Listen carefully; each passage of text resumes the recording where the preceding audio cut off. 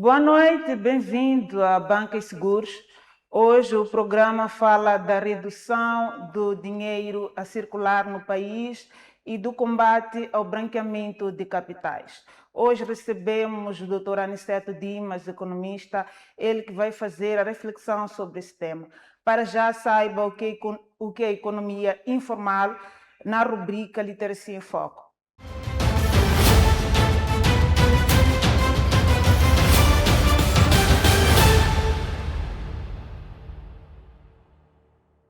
O que é economia informal? A economia informal engloba atividades econômicas, negócios e empregos que operam à margem da regulamentação legal, sem registros oficiais, contratos formais ou proteção social. Economia informal em Moçambique. A economia informal constitui um dos principais pilares da atividade econômica em Moçambique, desempenhando um papel fundamental na geração de emprego e rendimento para milhões de cidadãos. Este setor engloba atividades econômicas, negócios e empregos que operam fora dos mecanismos formais de regulação, sem registro oficial, contratos de trabalho ou acesso à proteção social. Estima-se que entre 80% e 90% da força de trabalho nacional esteja inserida na economia informal, contribuindo significativamente para o Produto Interno Bruto, PIB, nacional.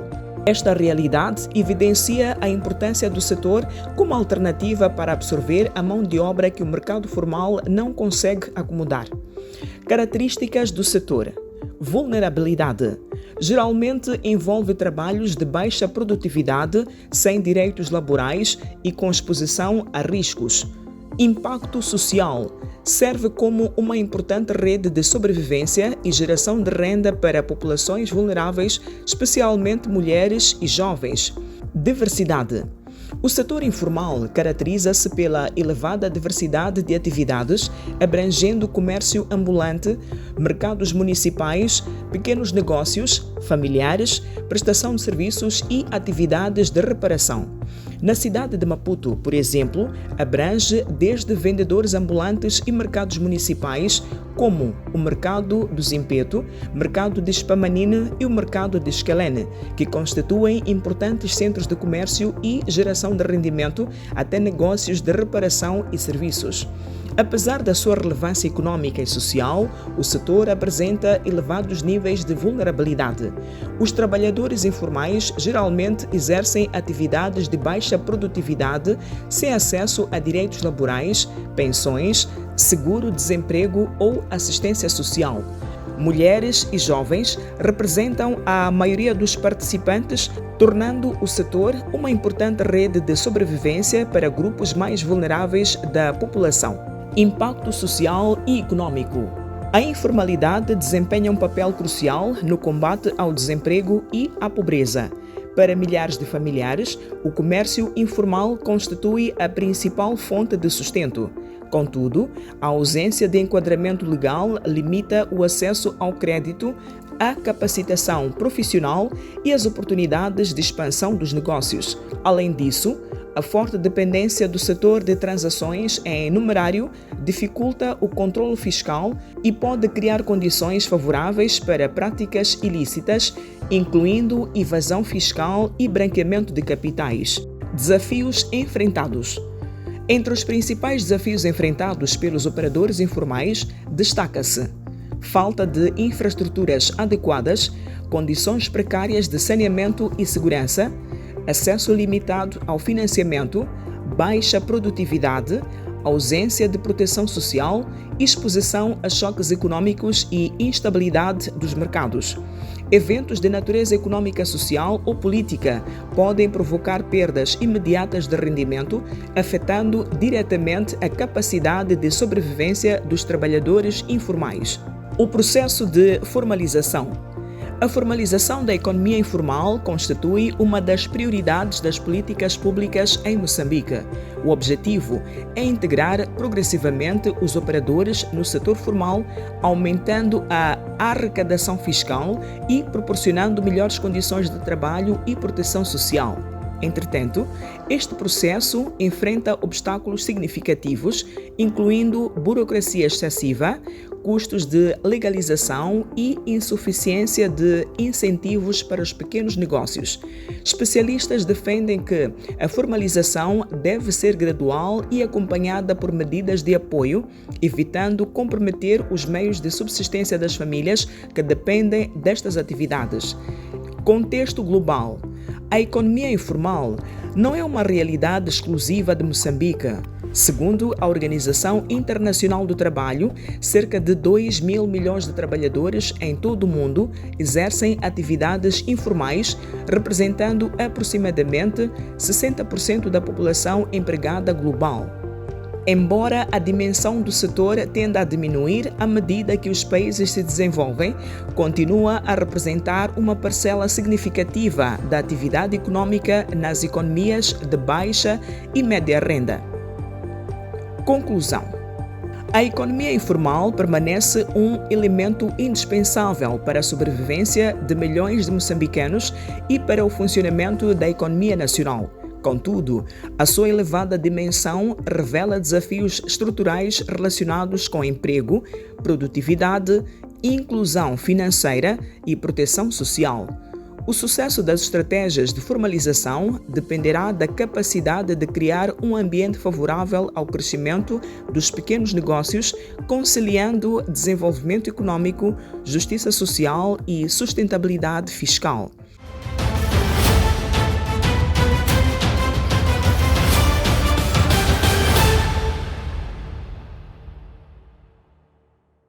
Esta foi a rubrica Literacia em Foco. Dados recentes do Banco Central indicam que até o primeiro trimestre deste ano, o montante de numerário em circulação recuou para 67,596 milhões de meticais. Quando olhamos para esta redução recente do dinheiro físico em circulação, o que é que estes números dizem sobre a economia? Boa noite, Dr. Dimas. Seja bem-vindo à Banca e Seguros.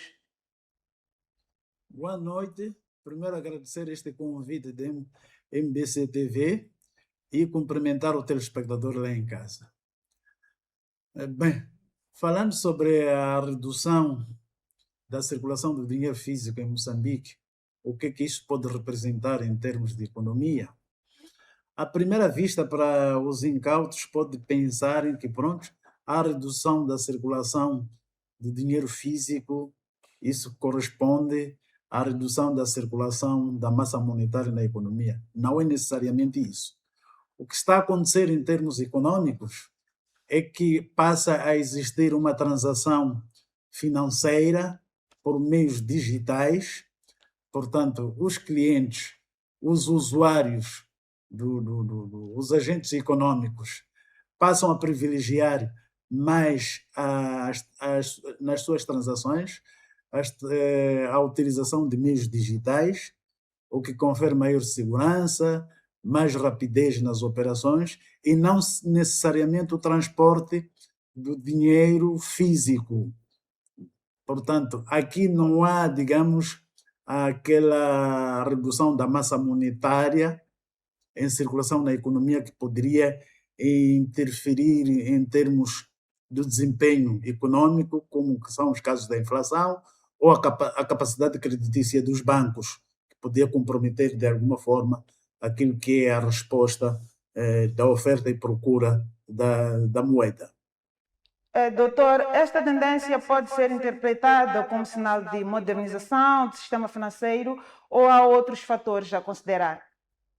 De facto, em parte é a modernização do próprio nosso sistema financeiro e depois também há aqui, assiste-se o fator da inclusão financeira.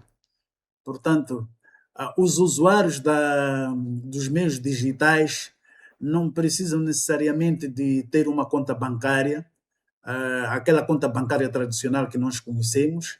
Por exemplo, a população rural, onde existe uma presença limitada das agências bancárias, essa população, por meios digitais, passa a estar incluída no sistema financeiro. Portanto, é uma modernização que concorre para uma maior inclusão financeira da população no país.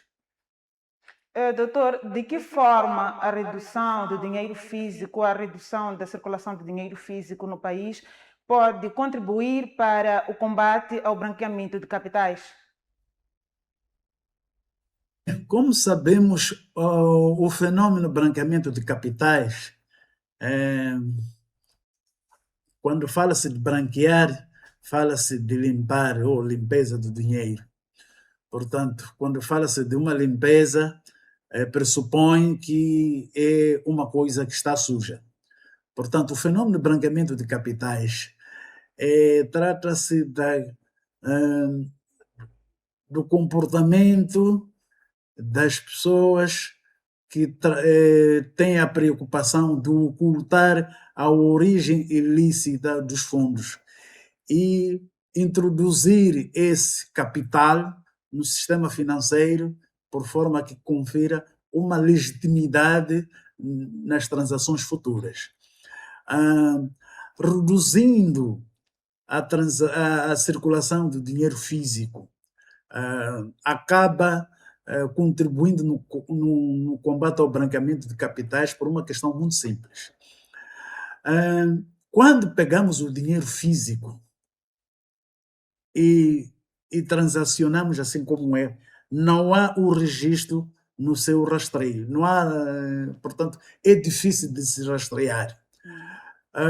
Quando há limitação na circulação do dinheiro físico, tanto mais que a lei que regula o combate e branqueamento de capitais obriga as instituições financeiras a terem que registrar a origem dos fundos nas transações que os clientes efetuam nas suas instituições.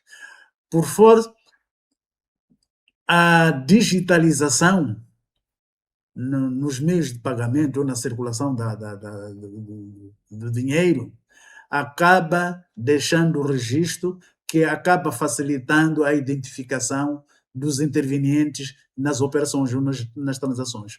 Portanto, isto concorre para que possamos ter, digamos, ou concorre para que as instituições de crédito e outras partes interessadas e competentes possam, com muita facilidade, despistar as operações suspeitas ou as operações ilícitas em tempo útil, não é?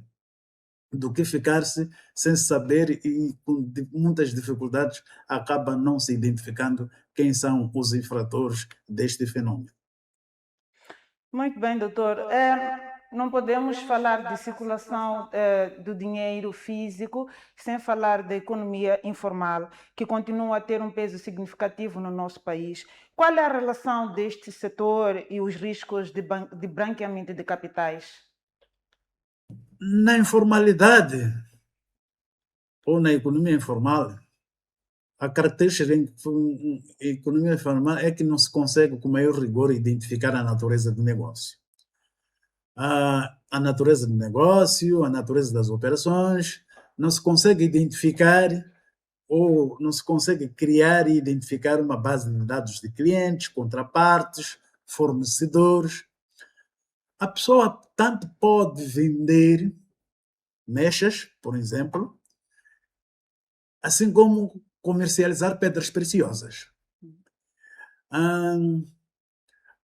E depois, como que não bastasse, o setor informal está exposto à fuga ao fisco. E fuga ao fisco é um dos crimes conexos a branqueamento de capitais. Como pode depreender, portanto, na informalidade, a transação de valores enormes de dinheiro, não há registro, não se contabiliza, não se paga o fisco. Portanto, há uma relação aqui entre o risco adjacente no comércio informal, pronto, tudo não se conhece o que está a acontecer lá. Por exemplo, vamos lá dar um exemplo daquilo que está a acontecer no comércio informal mesmo do próprio dinheiro. Os ditos agiotas, né? é um negócio que estão a exercer, que não está legalizado, não estão autorizados, é um crime logo à partida. Se formos na mineração, portanto, já sabemos o que está a acontecer na província de Manica, extrai-se o ouro de qualquer maneira, contamina-se o ambiente, tira-se o ouro dentro do país, não há registro, não se paga imposto e por aí em diante. Portanto, é um setor com uma enorme exposição do branqueamento de capitais, porque entram pessoas, trazem dinheiro de onde trazem, não sabemos a origem desses fundos, fazem transações e não há controle nenhum. Doutor, esta redução de dinheiro físico em circulação ou a circular significa necessariamente diminuição da economia informal no país?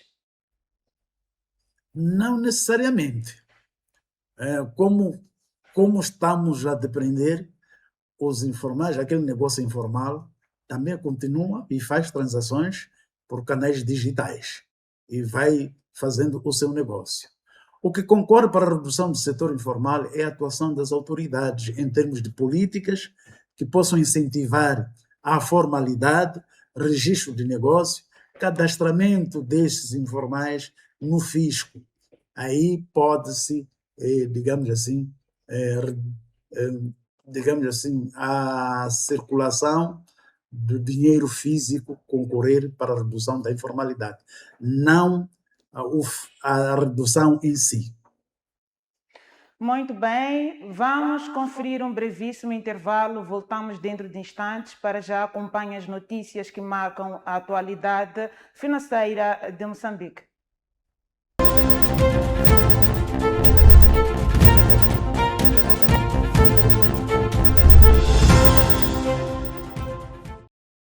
Apesar das preocupações anteriormente manifestadas por investidores árabes sobre a burocracia e a alegada falta de acompanhamento institucional, a Câmara de Comércio Árabe de Moçambique assegura que vários projetos continuam em fase de implementação.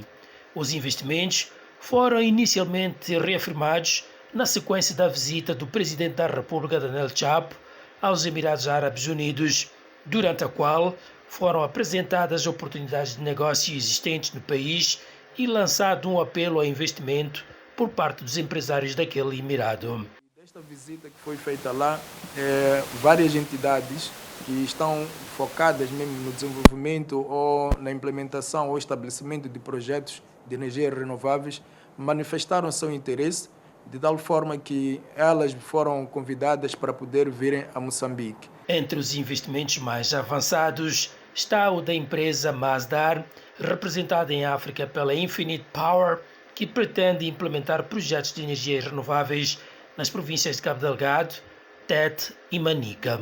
Que já tem empresas, que nesse caso, concretamente a Masdar, que é representada para a África pela entidade chamada Infinite Power, que vem para implementar projetos de energias renováveis em 3 províncias, Cabo Delgado, Tete e Manica. Outra iniciativa em curso envolve a empresa Jompur dos Emirados Árabes Unidos, que já assinou acordos para o reforço da capacidade de produção de painéis solares em Moçambique. Entretanto, alguns investimentos sofreram atrasos devido aos conflitos registrados nos últimos meses no Médio Oriente, obrigando ao reajuste dos cronogramas inicialmente definidos. Nós continuamos a interagir com essas entidades. Estamos neste momento a fazer outra aproximação com uma entidade, esta empresa chama-se Apex, e ela está agora neste momento a fazer interação através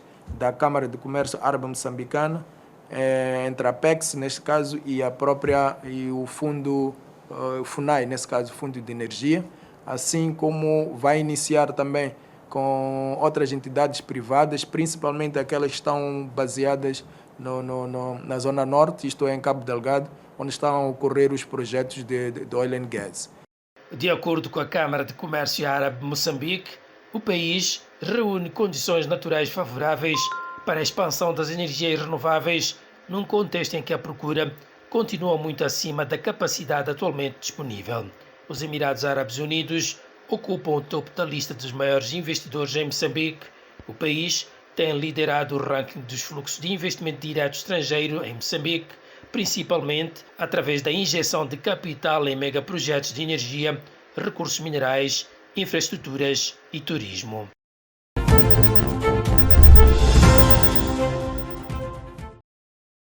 Num cenário doméstico marcado por desafios nas finanças públicas e crescente pressão sobre a sustentabilidade financeira das instituições do Estado, as mais recentes demonstrações financeiras do Banco de Moçambique voltam a colocar sob escrutínio a gestão do Banco Central. Este relatório referente ao exercício econômico de 2025, publicado a 29 de maio deste ano e aprovado pelo Conselho de Administração a 14 de maio, traça um quadro de agravamento dos resultados financeiros da instituição.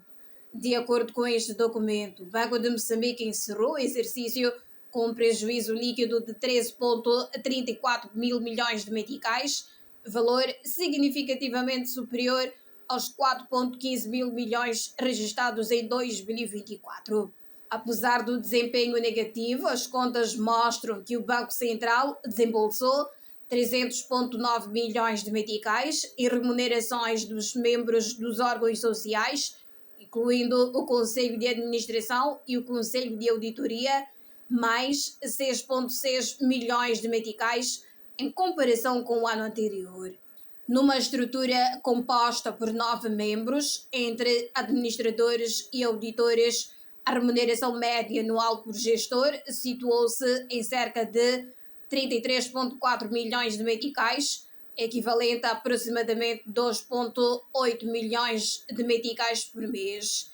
As demonstrações financeiras incluem ainda o parecer do auditor independente, a consultora Forvis Mazars, que chama a atenção para uma situação que se arrasta há 2 décadas. Segundo este relatório, o Estado moçambicano não tem cumprido desde 2005 as suas obrigações financeiras para com o Banco de Moçambique, acumulando uma dívida de 128,98 mil milhões de meticais. O auditor assinala igualmente que o Banco Central não registrou nas suas demonstrações financeiras individuais e consolidadas os juros e rendimentos associados a esta dívida, estimados em 27,7 mil milhões de meticais. Os dados surgem numa altura em que o Banco de Moçambique enfrenta perdas acumuladas e desafios crescentes na sua relação financeira com o Estado, que continua a ser o principal devedor da instituição.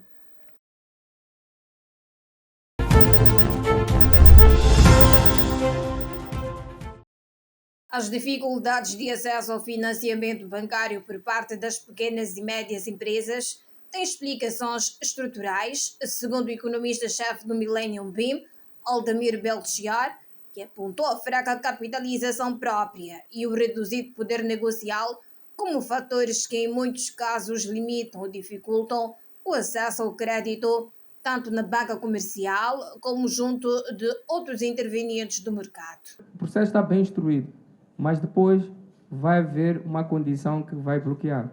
É o capital próprio, é o equity. Quando a banca vai avaliar, mas vai perguntar ao seu empresário, não vai compartilhar nada nesse investimento. Quanto é que disponibilizou e injetou? Nos 1 milhão. Não, só foi nas despesas da constituição da empresa e tudo mais. Não, mas no investimento.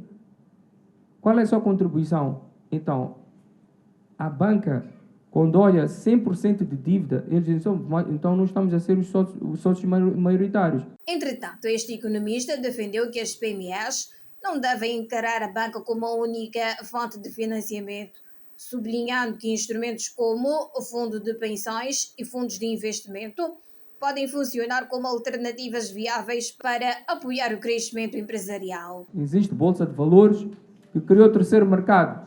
Por que é que não exploram o terceiro mercado da Bolsa de Valores? E nós temos que reduzir a dependência do financiamento bancário. Os tempos mudaram. Nós devemos procurar explorar outros mecanismos de financiamento alternativos, além da banca.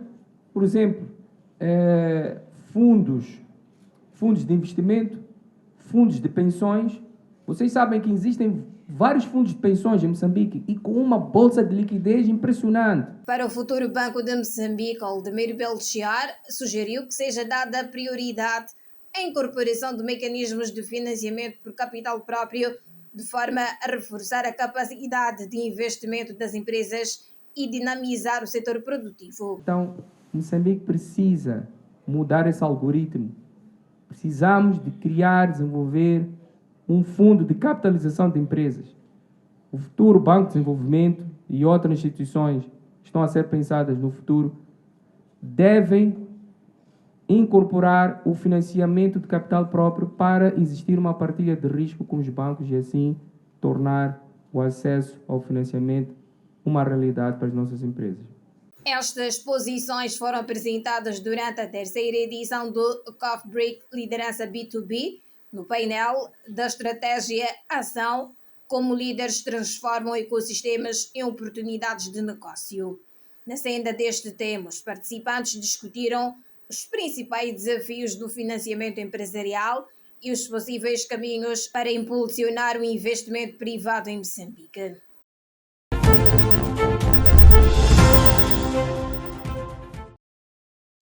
Embora reconheça que o Banco de Desenvolvimento de Moçambique não terá como foco principal o financiamento direto das pequenas e médias empresas, a CTA acredita que os benefícios da nova instituição poderão alcançar todo o tecido empresarial nacional. Na contagem decrescente para o início das operações do banco, interpelado pela MBC, Álvaro Massing considerou que a futura entidade deverá desempenhar um papel estratégico no apoio aos grandes investimentos, reforçando igualmente a capacidade de financiamento da banca comercial. O Banco de Desenvolvimento de Moçambique vai ajudar o país a resolver problemas de financiamento dos grandes projetos, dos projetos estruturantes, para que a partir desses grandes projetos também surjam oportunidades para os pequenos projetos. O presidente da CTA recordou ainda a experiência do Banco Nacional de Investimento, destacando o seu contributo no apoio às empresas em momentos particularmente difíceis da economia nacional. Numa outra perspectiva, também tem o seu papel. Penso que são duas instituições que não chocam. Na altura das cheias anteriores, não é? As empresas socorreram-se ao BNI. O BNI financiou muitos projetos, não só na área de produção, mas também a nível de comércio, no ensino superior. Portanto, houve muitas entidades que se beneficiaram do apoio do BNI e continua o banco a funcionar. De acordo com Massing, a criação de um banco vocacionado para o desenvolvimento poderá preencher uma lacuna histórica no financiamento de projetos de grande dimensão e elevado impacto econômico. Para a CTA, o futuro Banco de Desenvolvimento de Moçambique surge como um instrumento fundamental para acelerar o financiamento de projetos estruturantes, estimular o investimento privado e fortalecer a capacidade produtiva do país. A CTA, Organização Empresarial Nacional, acredita que a nova instituição poderá impulsionar o crescimento sustentável da economia, contribuindo para a geração de emprego e para o aumento da competitividade do setor empresarial moçambicano.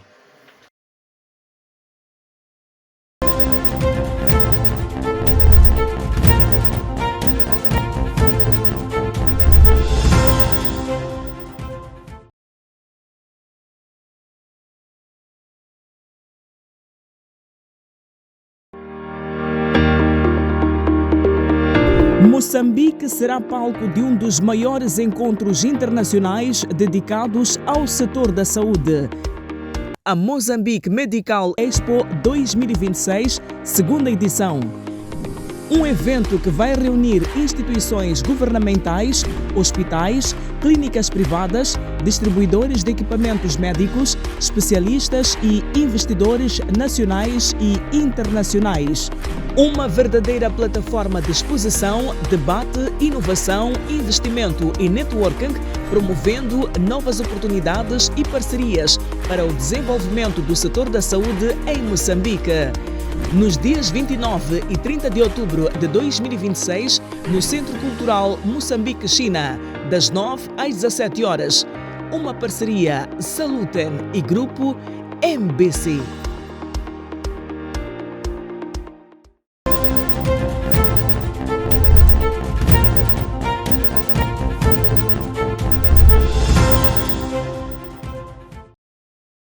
Estamos de volta ao segundo e último bloco de Banca e Seguros. Renovo as minhas saudações. Hoje falamos da redução do dinheiro físico em circulação no país e também do combate ao branqueamento de capitais. Dr. Dimas, que impacto esta evolução pode ter sobre os bancos e outras instituições financeiras no país? Bem, a redução da circulação do dinheiro físico para os bancos tem um impacto enorme. Portanto, o primeiro impacto é a redução dos custos operacionais. Como deve calcular, quando os clientes carregam uma quantidade enorme de dinheiro, portanto, para os bancos comerciais, para os bancos e instituições de crédito ou que recepcionam os depósitos dos seus clientes, primeiro tem que conferir aquele dinheiro. Gasta-se mais tempo a conferir aquele dinheiro. Há, digamos, o concurso de equipamento para a conferência do dinheiro, que são as máquinas. Aquelas máquinas, vezes sem conta, precisam de manutenção. E quando se reduz essa circulação de quantidades enormes de dinheiro físico, acaba reduzindo essa carga administrativa dos bancos, reduz os custos operacionais que têm a ver com a manutenção, por exemplo, das máquinas de conferir o dinheiro, da contagem do dinheiro. E depois, no caso do Banco Central, há a redução de custos de reposição de notas, porque quando as notas circulam demasiadamente de mão em mão, sofrem um desgaste precoce. E o Banco Central vê-se na obrigação de substituir essas notas que já não estão em condições. E, do outro lado, também impacta para os bancos e as instituições, há uma redução do risco do furto de dinheiro, porque há menos transação de notas físicas, do dinheiro físico. Muito bem, estamos quase na reta final do nosso programa. Doutor, que medidas adicionais considera necessárias para reforçar o combate ao branqueamento de capitais no nosso país? Medidas adicionais. Como sabemos, Moçambique foi retirado há bem pouco tempo da lista cinzenta pelo GAFI, Gabinete da Ação Financeira Internacional. E para não voltarmos à lista cinzenta, definiu-se um plano de ação chamado 2026-2030, que passa pela extensão na supervisão de alargar a fiscalização do Gabinete de Informação Financeira para setores vulneráveis, tais como não financeiros, né? Como é o caso do setor imobiliário, do comércio imobiliário. Aí há uma circulação enorme de dinheiro e que eventualmente possa não se controlar a origem desses fundos. Há o comércio das pedras preciosas, que também movimenta quantidades enormes de dinheiro, que pode não se controlar a origem dos fundos que é transacionado nesse negócio. O negócio dos casinos e jogos de azar. Portanto, há uma necessidade de recomendou-se ou definiu-se como uma das atividades a extensão da supervisão. Depois, há uma necessidade em termos da transparência na governação das empresas e sociedades comerciais, assim como organizações sem fins lucrativos, na perspectiva de se identificar claramente, digamos assim, os proprietários e os controladores finais. Portanto, há a questão de analisar o beneficiário efetivo final. Depois, há a necessidade da redução daquilo que estamos a falar neste programa, a redução do uso excessivo do numerário. Portanto, promovendo a inclusão financeira, formalização do negócio, portanto, diminuirmos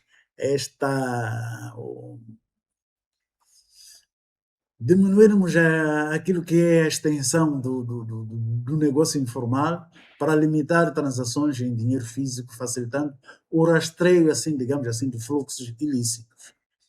E depois há uma necessidade de capacitar, fortificar e capacitar a coordenação e a articulação institucional. Portanto, aumentar a articulação entre as autoridades competentes, como é o caso do Banco Central, a autoridade tributária e os tribunais.